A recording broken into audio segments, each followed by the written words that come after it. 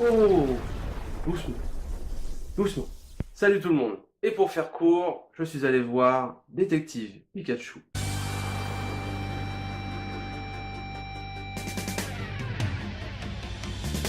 D'habitude, vous le savez très bien, avant de parler du film, je vais vous parler un petit peu des personnages de ce film. Le premier est Justice Smith, que vous avez pu voir donc dans Jurassic World de Fallen Kingdom, et que vous avez vu également dans La face cachée de Marco. Personnage féminin, vous avez également Catherine Newton, que vous avez vu dans Paranormal Activity 4 et dans Three Billboards. Un personnage, on va dire, un peu plus vieux dans le film, vous avez Neil Nighty, que vous avez pu voir donc dans la saga Underworld et également dans le film Harry Potter 6. Pour finir, Ken Watanabe, vous avez pu voir dans Inception et beaucoup plus loin dans Le Dernier Samouraï.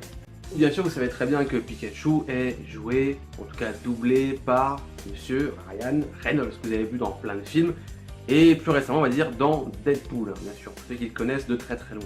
Et justement, si on parle des personnages, pour l'avoir vu en version française, on est sur une bonne VF. On est vraiment sur un très bon doublage, on rentre vraiment très très bien dans le film. Après, effectivement, je pense que quand il sortira en Blu-ray, je me l'achèterai en Blu-ray et je verrai justement si la version originale est aussi bonne que la version française. Peut-être ça, les acteurs réels qui jouent en live dans ce film, donc le personnage de Tim, de Lucy, le grand vieux là, qui gère toute la société de Rhythm Society, le chef de la police, voilà. Tous ces personnages-là, quand même, sont bien joués, et même si oui, ils sont quand même assez caricaturaux, de toute façon, tous les personnages de ce film sont assez caricaturaux. Concrètement, c'est un film Pokémon, donc bon, les personnages dans les jeux étaient très caricaturaux. Je veux dire, il y avait un Bill le scout, ou un Pedro le pêcheur dans les jeux. Donc concrètement, j'ai envie de vous dire que c'est un peu l'esprit Pokémon. Donc en tout cas, le jeu d'acteur est très bon. Ça, en tout cas, il n'y a rien à dire. Côté, bien sûr, ce qui va vraiment être attendu au tournant pour ce film, c'est l'histoire. L'histoire est très simple. Les retournements sont cousus de fil blanc, on les voit venir. Les interactions entre les personnages sont plutôt sympathiques, mais très classiques. Et je pense que justement, c'est ça qui fait un peu la force de ce film, c'est que il se prend, je veux dire, au sérieux pour ce qu'il est. Il ne peut pas forcément plus haut que son cul. Il va nous vendre plein de choses, des histoires alambiquées qui ressortent de partout, etc., etc. Non, on est sur une histoire très simple, très classique, mais une bonne histoire pour un film Pokémon, ou en tout cas pour un premier film Pokémon. Donc à ce niveau-là, oui, les puristes vont dire ah, c'est pas forcément très recherché, c'est pas forcément très profond, mais indirectement, c'est un film Pokémon. Donc, faut que ça reste quand même dans l'esprit d'un film Pokémon.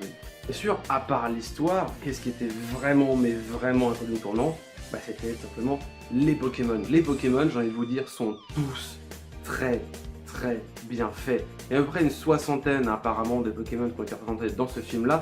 Pikachu, bien sûr, est le Pokémon avec le plus d'attention. Il est extrêmement bien foutu.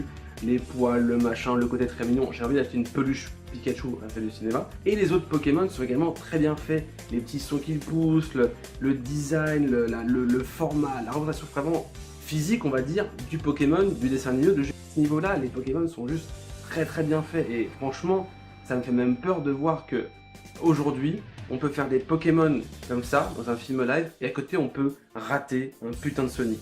Mais bon, ça, c'est une aparté. De toute façon, le réalisateur nous a écouté, il va normalement refaire le personnage. Et pour vous dire que c'est vraiment beau dans une époque où les Pokémon peuvent être mis en live action et être vraiment bien réussis et bien intégrés dans le film. Donc concrètement, si on fait un peu le bilan, les personnages sont plutôt bien représentés, ils sont un peu caricaturaux, mais en tout cas ils jouent bien, ils rentrent bien dans l'histoire. L'histoire d'ailleurs, on rentre très bien dedans, elle est très agréable. C'est vraiment, même si c'est cousu de fil blanc, c'est très agréable à suivre, on passe vraiment un bon moment familial devant ce film. Les Pokémon sont super bien faits.